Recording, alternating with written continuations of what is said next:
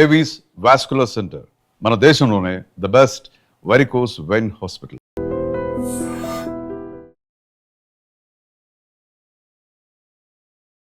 Hi నమస్తే, welcome to I dream. నేను మీ anchor Pratyusha.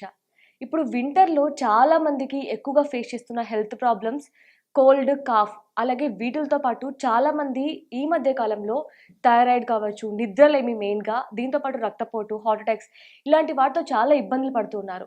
So వీటన్నిటికీ యాక్యుపెంచర్లో మంచి వైద్యం ఉంది, అలాగే ఇన్స్టెంట్ రిలీఫ్ కూడా పొందవచ్చు అంటూ కూడా చెప్తున్నారు. ఈరోజు మనతో పాటు మన స్టూడియోలో దీని గురించి క్లియర్గా ఎక్స్ప్లెయిన్ చేయడానికి హీలర్ ఆక్యుపెంచరిస్ట్ జనార్దనచారి గారు ఉన్నారు. సో సార్తో మాట్లాడి మన విషయాలు తెలుసుకుందాం. నమస్తే సార్. నమస్తే అమ్మా. ఎలా ఉన్నారు? ఫైన్ అమ్మా, థ్యాంక్ యూ. సార్, మనకి వింటర్లో చాలా హెల్త్ ప్రాబ్లమ్స్ వస్తూ ఉంటాయి. మెయిన్గా కోల్డ్, కాఫ్, ఫీవర్ ఇవన్నీ వచ్చాయంటే వింటర్ వల్ల చెప్పొచ్చు, లేదంటే సీజన్ చేంజ్ అయితే కూడా వస్తూ ఉంటాయి. సో ఎందుకు అంటారు? అంటే మనం తీసుకున్న ఫుడ్ వల్లనా, లేదంటే సీజన్ చేంజ్ వల్ల అంటారా? అమ్మా, యాక్చువల్గా ఆక్యుపంక్చర్ ఏం చెప్తుందంటే దీనికి ప్రధానంగా 2 కారణాలు ఉంటాయి. ఓకే. ఒకటి, ఏదైనా ఒక సీజన్ నుంచి ఇంకో సీజన్ మారినప్పుడు ఒక పర్సన్ ఇన్ఫ్లుయెన్స్ గురవుతున్నారు, లేదా దాని ప్రభావానికి లోనయ్యి ఒక అనారోగ్యాన్ని తెచ్చుకుంటున్నారు అంటే ప్రధానంగా ఒక కారణం ఏంటంటే ఇమ్యూనిటీ తక్కువ ఉందని అర్థం. ఫర్ ఎగ్జాంపుల్, మనం ఇప్పుడు వింటర్లో ఉన్నాం. ఓకే. వింటర్లో ఉన్నామంటే అంతకుముందు ఉన్నటువంటి రైనీ సీజన్ నుంచి వింటర్ వస్తుంది, దాని తర్వాత వచ్చేది సమ్మర్ సీజన్ వస్తుంది. సో ఒక సీజన్ నుంచి ఇంకో సీజన్ మారే క్రమంలో ఆ ఏర్పడేటటువంటి వాతావరణ మార్పుల్ని అతను తట్టుకోలేకపోవడం వల్ల, ఆ ఇమ్యూనిటీ తక్కువగా ఉండడం వల్ల ఇమ్మీడియట్గా ఆ చిన్న చిన్న సర్ది, జ్వరము, కోల్డ్, బాడీ పెయిన్స్, హెడ్ఏక్ లాంటివి వస్తాయి. ఇది ఒక రీజన్. రెండవది ఏంటంటే, మనం ఇంకొక మేజర్ చెప్పేది ఏంటంటే, ఎప్పుడైనా సరే ఒక దశలో చేసిన పొరపాట్లు రెండవ దశలో కనిపిస్తాయి. ఫర్ ఎగ్జాంపుల్, ఇంకా కొంచెం బ్రాడ్గా చెప్పాలంటే, బాల్యంలో కనుక కరెక్ట్గా ఫౌండేషన్ లేకుంటే, ఏది డయట్ కానీ, మన జీవన విధానం కానీ, అలవాట్లు కానీ బాల్యంలో సరిగ్గా లేకపోతే, బాల్యంలో సరిగ్గా చదువుకోకపోతే అనుకుందాం, చేయకపోతే దాని ప్రభావం యవ్వనంలో కనిపిస్తుంది కదా. యవ్వనంలో ఇబ్బంది పడతాడు, ఉద్యోగం రాదు, అన్ఎంప్లాయ్మెంటు, స్ట్రగుల్, ఇక రకరకాల సోషల్ ఇబ్బందులు, ఎకనామికల్ అన్నీ వస్తాయి.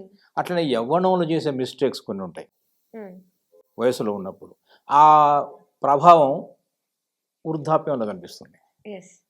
సో దీన్ని బట్టి ఆక్యుపంక్చర్ ఏం చెప్తుందంటే, ఇప్పుడు మీరు ఏదైనా పొరపాటు చేస్తే నేను ఇప్పుడు బాగానే ఉన్నానే అనుకుంటాం, కానీ నెక్స్ట్ ఇంకో సీజన్ వస్తుంది. ఈ సీజన్లో తినకూడని పదార్థాలు తిన్నా, ఈ సీజన్లో మనం చేయాల్సిన పనులు యాక్టివిటీ చేయకపోయినా, ఆ ప్రభావం అప్పుడు కనిపించకపోయినా కూడా నెక్స్ట్ సీజన్లో ఖచ్చితంగా వస్తుందని ఈ సైకిల్, ఒక హ్యూమన్ సైకిల్ అనేది ఒక సీజనల్ మార్పుల ద్వారా మనలో ప్రస్ఫుటం అవుతాయి, బహిర్గతం అవుతాయని ఆక్యుపెంచర్ వెర్షన్ ఉంది. సో అందువల్ల మనం ఇప్పుడు నాకేం కాలేదు అనుకోవడం లేదు. అవును, ఇప్పుడు మీరు చెప్పినట్లే ఇమ్యూనిటీ లేకపోవడం వల్ల వంటి ఎక్కువగా వస్తూ ఉంటాయి. కానీ కొంతమంది ఏంటంటే, నేను చాలా స్ట్రాంగ్గా ఉన్నాను, అంటే బలంగా ఉన్నాను, బట్ నాకెందుకు ఇమ్యూనిటీ లేదు అని ఫీల్ అవుతూ ఉంటారు. అంటే ఎలా అది? ఇమ్యూనిటీ అంటే బలంగా ఉన్నారంటే ఫిజికల్గా ఉండొచ్చు, బలంగా ఉండొచ్చు, కానీ మన బలం బలం కాదు ఇక్కడ కావాల్సింది. అంటే ఇమ్యూనిటీ అనేది ఒక ఎనర్జీ, శక్తి. ఏం శక్తి అది? రోగ నిరోధక శక్తి, వ్యాధులని నియంత్రించే శక్తి. రెండవది, ఉన్న వ్యాధులను ఎదుర్కొనే శక్తి. ఆల్రెడీ ఉన్నది, దాన్ని బయటికి పంపించే శక్తి కూడా రోగ నిరోధక శక్తే. రోగాలను తగ్గించుకోవాలన్నా అది ఉండాల్సిందే.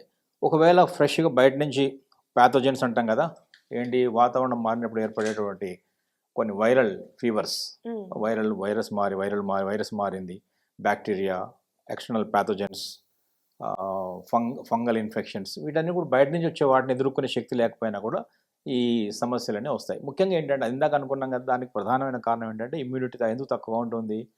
డయట్లో ఉన్నటువంటి ఇబ్బందులు కానీ, ఫిజికల్ యాక్టివిటీలో ఉన్న ఇబ్బందులు కానీ, మానసికంగా ఎదుర్కొనేటటువంటి ఒక ఛాలెంజెస్ కానీ, అంటే మైండ్ రిలేటెడ్ ఇష్యూస్ కూడా ఉంటాయి. ఓకే. ఇప్పుడు మనం ఎంత స్ట్రాంగ్గా ఉన్నా కూడా మైండ్ కూడా స్ట్రాంగ్గా ఉండాలి.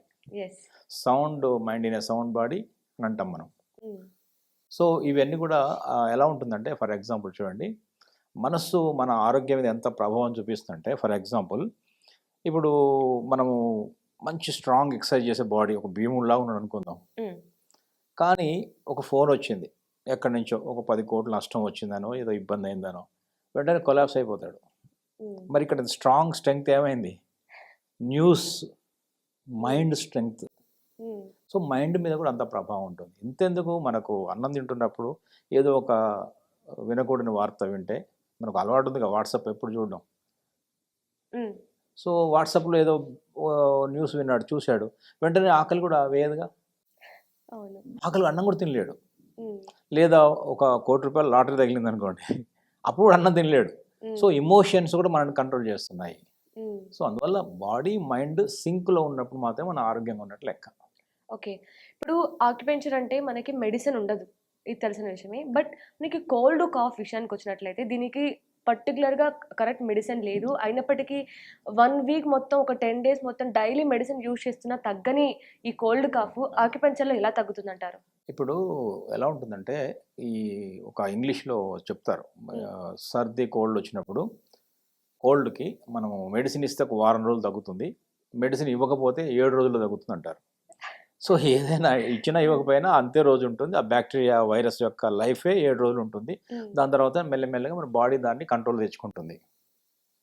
Body can fight it. Acupuncture version ఏంటంటే, body can fight the disease.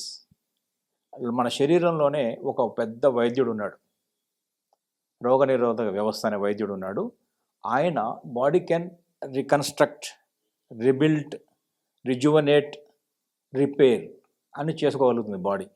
దానికి మనం ఏం చేయాలంటే, కొంచెం డయట్ రూపంలో దానికి ఎనర్జీ ఇవ్వాలి, డయట్ రూపంలో దానికి మనం సపోర్ట్ చేయాలి. సో డయట్ అనేది ఆహారమే ఔషధము, శరీరమే వైద్యుడు అని నమ్ముతుంది. సో ఇప్పుడు మీరు చెప్పిన కోల్డ్కి ఎనీ ఆక్యుపెంచరిస్ట్ ఏం చేస్తారంటే, రాగానే ముందు నాడి చూస్తారు, ఓకే, పల్స్ ద్వారా తెలుసుకుంటారు. ఎందుకంటే ఇక్కడ ల్యాబొరేటరీ టెస్టులు ఉండవు, ల్యాబ్ రిపోర్ట్లు.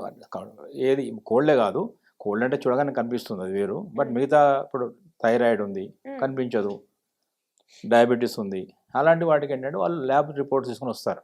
ఇక్కడ మన ఆక్యుపెంచరిస్ట్ ఏం చేస్తారంటే, ల్యాబ్ రిపోర్ట్ మీద ఎక్కువ డిపెండ్ కారు. నాడి ఏ ప్రాబ్లం అయినా సరే, ముఖ్యంగా నేనైతే మా స్కూల్ మేము నేర్చుకుంది కానీ మా గురువు గారు మాది ఏంటంటే, పేషెంట్ చెప్పిన దాన్ని మేము ఎక్కువ వినం.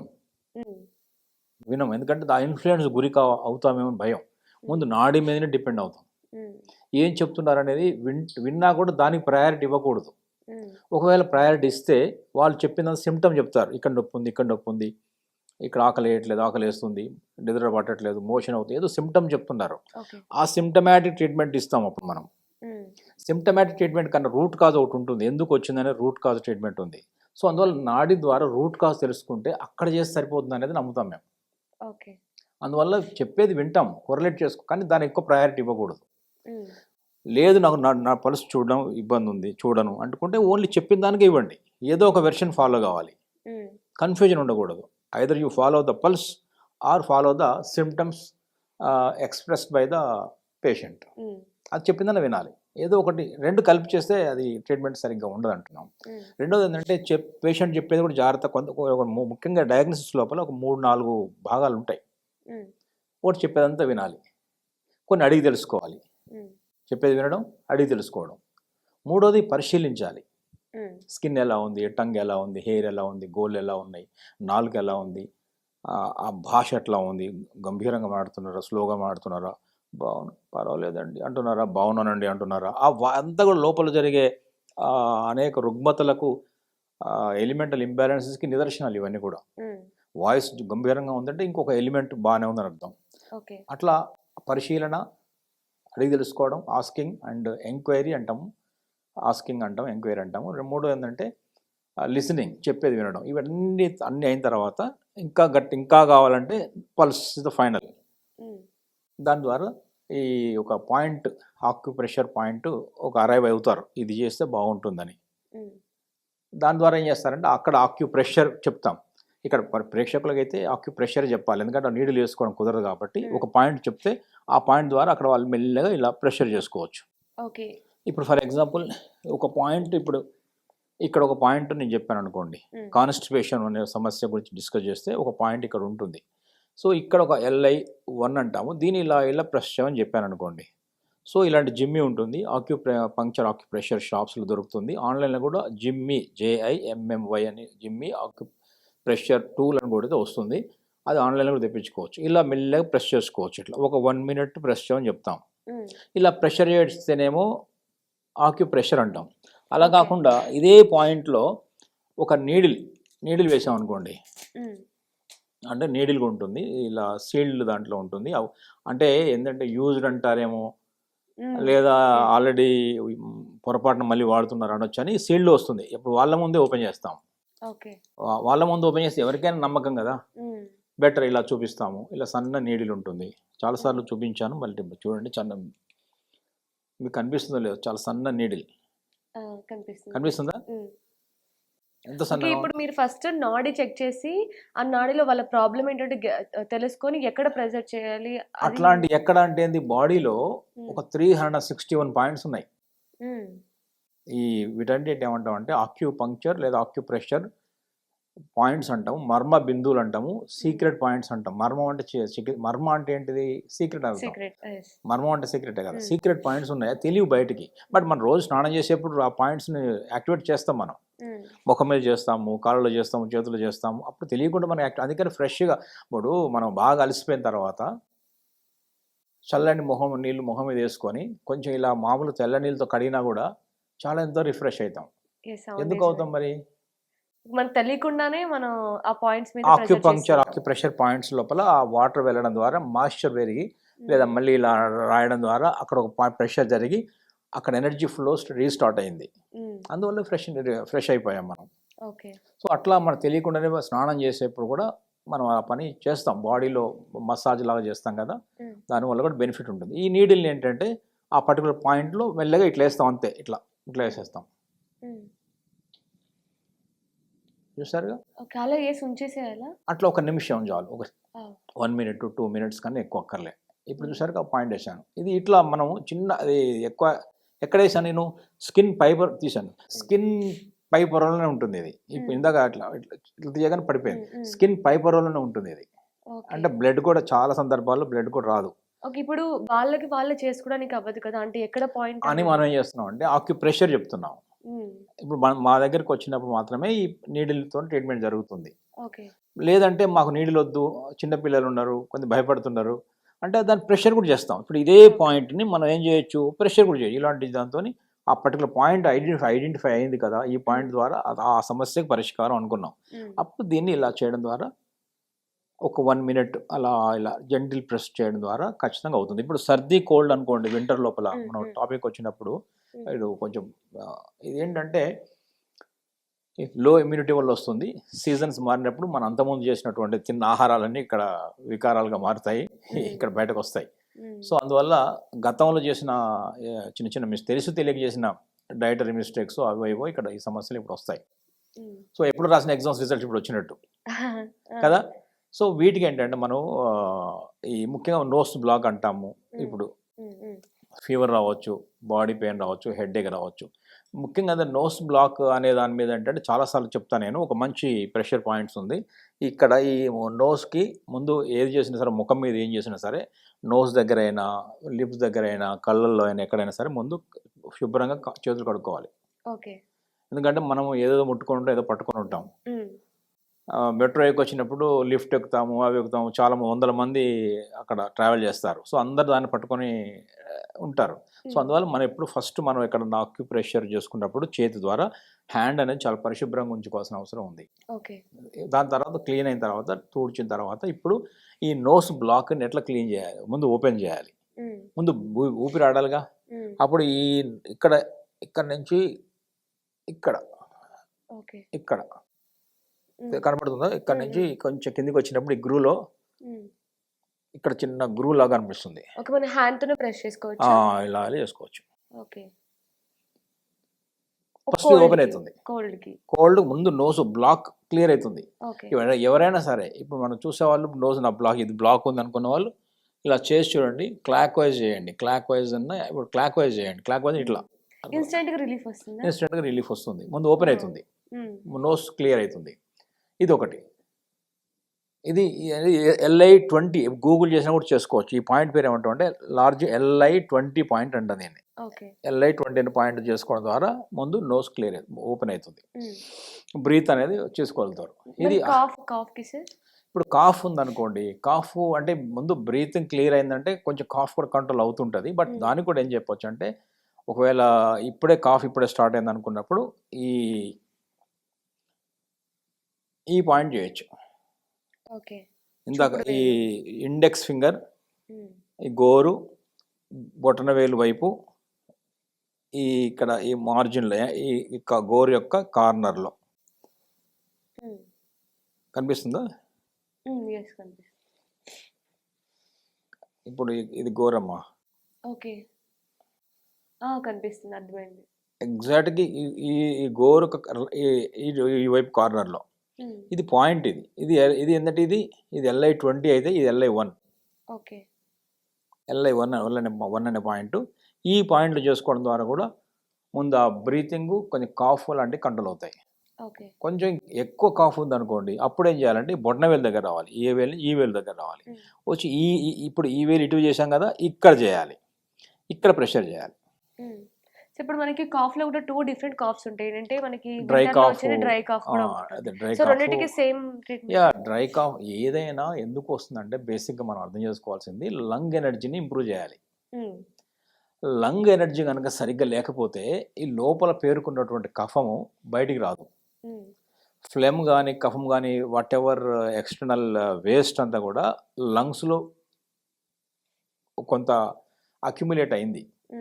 అందువల్ల బయటికి పంపలేకపోతుంది. లంగ్స్లో కావచ్చు, ఇక్కడ క్యావిటీస్లో కావచ్చు. క్యావిటీస్లో అయినప్పుడేమో సైనస్ లాగా బ్రీతింగ్ ఇష్యూస్ వస్తాయి. లంగ్స్లో అయినప్పుడు ఏంటంటే ఇంకొంచెం పెద్ద పెద్ద సమస్యలుగా దారితీస్తాయి.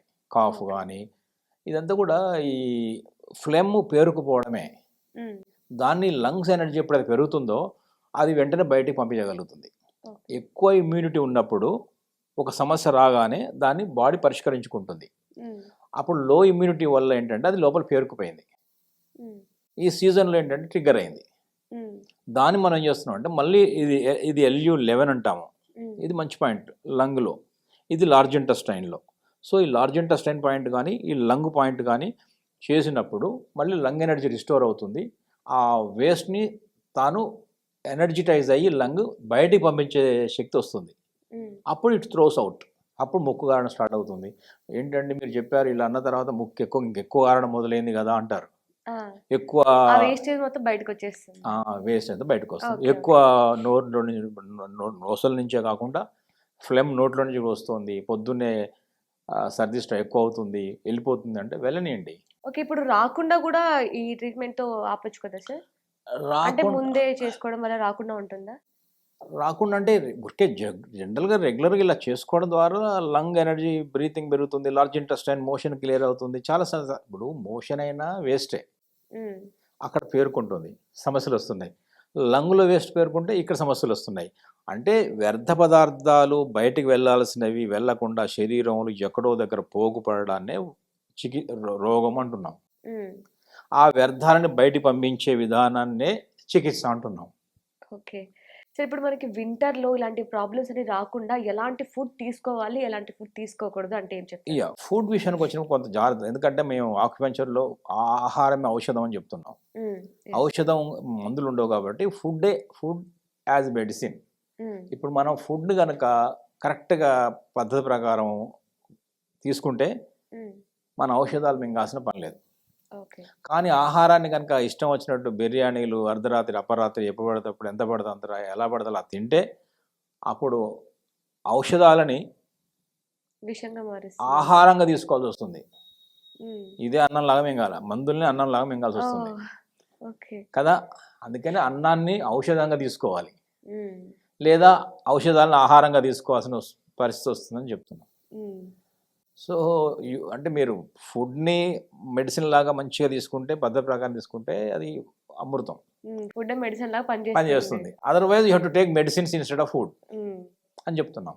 సో ఎలా తీసుకోవాలి అంటే ఎప్పుడు తిన్నా కూడా థంబ్ రూల్ ఏంటంటే ఆహారాన్ని నమిలి తినాలి. చాలా ఇంపార్టెంట్ రూల్ ఇది, థంబ్ రూల్ ఇది, అందరు గుర్తుపెట్టుకోవాలి. ఫాస్ట్ తినేవాళ్ళు ఇప్పుడు ఎక్కువయ్యారు. ఇదంతా కూడా ఫాస్ట్ యుగం.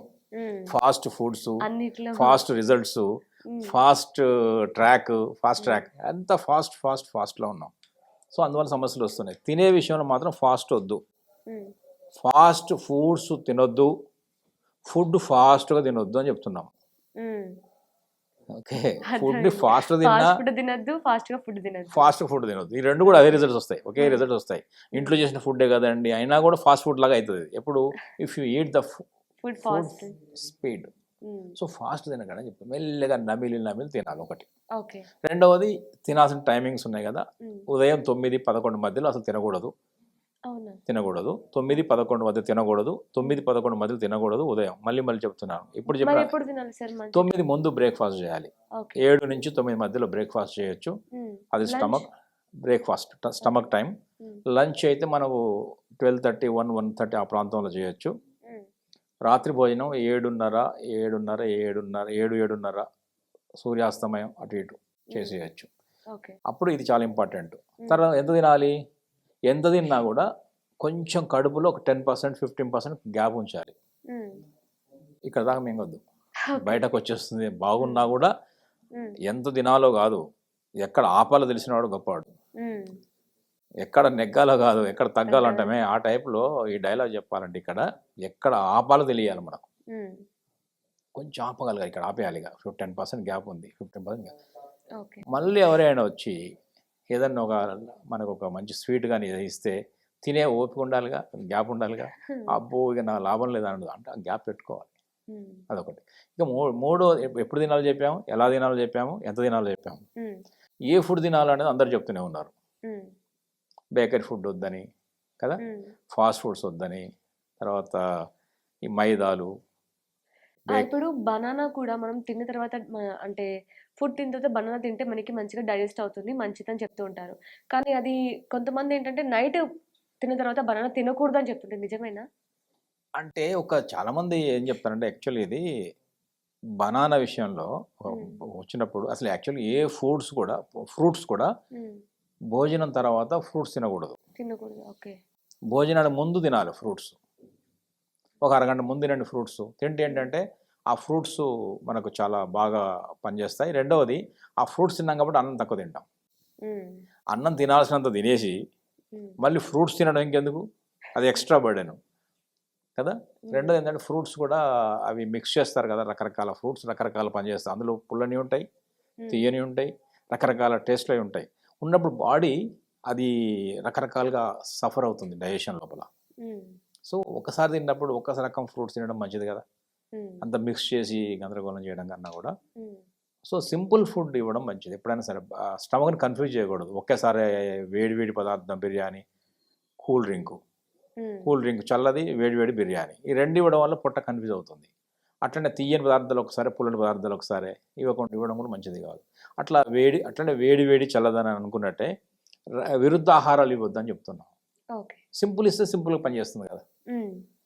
ఇప్పుడు జలుబు కావచ్చు, జ్వరానికి కావచ్చు, ఈవెన్ దగ్గు కావచ్చు, మీరు నాడి చెక్ చేసి వాళ్ళ పల్స్ ఎలా ఉంది దాన్ని బట్టి మీరు ఎక్కడ ప్రెజర్ చేయాలో పాయింట్ చెప్తారు, అంతేనా? అంటే ఇంకొకటి నీడిల్తో వాళ్ళు చేసుకోవడానికి కుదరదా? ఎంత డెప్త్ వేయాలి, ఎక్కడ వేయాలి, అంత కన్ఫ్యూజన్ ఉంటుంది కాబట్టి నీడిల్ అనేది అసలు అది ఎవరికి వాళ్ళు వేసుకోవడం కుదరదు. ఇప్పుడు నాకు నీడిల్ నేనే వేసుకోను. ఇంకొక ఆక్యుపంచరిస్ట్తోనే అడుగుతా నేను. మా ఫ్రెండ్ వస్తారు, ఆయన నా నాడి చూస్తారు, నాకు నీడిల్ వేస్తారు. వారానికి ఒకసారి సెల్ఫ్ హీలింగ్ చేసుకుంటాం మేము. నేను ఆయన చేస్తాను, మనమే. నాకు నేనే నీడిల్ వేసుకుంటే కొంచెం ఇబ్బంది పడతాను. కొన్ని చోట్ల అందవు కూడా. ఇప్పుడు ఇక్కడ నీడిల్ వేయాలి, అందదు కాళ్ళల్లో. ఇక్కడ కొన్ని చోట్ల ఇబ్బంది ఉంటుంది, ఇబ్బంది నాకు చూసుకుని వేయలేను కదా. సో అందువల్ల నీడిల్ వద్దు. ప్రెషర్ చేసుకోండి. ఇంకా ప్రెషర్ డౌట్ ఉంది అనుకోండి, ట్యాపింగ్ చేసుకోవచ్చు. ట్యాప్ చేసుకోవచ్చు. ఇప్పుడు కింద చెప్పిన కదా, ఇప్పుడు పాయింట్ దొరకట్లేదు ఏంటంటే ఇది మొత్తం ఈ ఫింగర్ అంతా ఇలా అండి, కన్ఫ్యూజన్ లేదు కదా. ఏం మనకి ఆ పాయింట్ ఎక్కడ హిట్ అవుతుంది కదా. అట్లా ఇది దొరకలేదు పాయింట్, మొత్తం ఈ ఫింగర్ మొత్తం పెద్ద బొటన వేలు అంతానండి. బొటన వేలు ఎలా అన్నా కూడా ఏమవుతుందంటే ఇట్ ఈస్ హెడ్. కాబట్టి ఇక్కడున్న తలనొప్పి, ఇక్కడున్న బాధలు కూడా తగ్గిపోతాయి, ఇక్కడ బ్లడ్ సర్క్యులేషన్ కూడా పెరుగుతుంది. సో మనం మన బాడీలో వచ్చే ప్రాబ్లమ్స్ కి మన బాడీలోనే సొల్యూషన్ ఉంది. సొల్యూషన్ ఉంది, అది మన బాడీ చేసుకోగలుగుతుంది. అది చేసుకోవడంలో ఇబ్బంది పడినప్పుడు మాత్రమే మనం దానికి కొంచెం అసిస్ట్ చేయాలి. ఓకే. అంటే దానికి ఆహారం ఇవ్వాలా, దానికి రెస్ట్ ఇవ్వాలా, దానికి ఎలాంటి ఇబ్బంది కలగని పదార్థాలు ఇవ్వాలనేది చూసుకోవాలి. ఓకే. అప్పుడు మనం ఖచ్చితంగా మన సెల్ఫ్ హీలింగ్ అని సాధ్యం అవుతుంది. సెల్ఫ్ హీలింగ్ అని చాలా better. Okay. Thank you so much sir, చాలా చక్కగా చెప్పారు. నమస్తే అమ్మా. And for more videos, Please subscribe to iDream. Please subscribe to iDream. Please subscribe iDream. And please subscribe to iDream. For more videos, subscribe to iDream. please like, share and subscribe to the channel. Congratulations, iDream. Subscribe to iDream. Subscribe to iDream. So subscribe to iDream Media. iDream की iDream team अंदर की huge congratulations. Please subscribe iDream Media. Please subscribe to iDream. Subscribe iDream. Please subscribe to iDream. iDream అంటే నా కళల ఛానల్ను subscribe చేసుకున్నారు, నోరు తిరుగుతలేదు, మీరైతే గంట గుర్తు కొట్టండి. For more such videos, please subscribe to iDream. Subscribe to iDream. Please subscribe to iDream. Please subscribe iDream Media. Please do subscribe to iDream. Please subscribe to iDream Media. For best entertainment and information, please subscribe iDream. And don't forget to subscribe to iDream.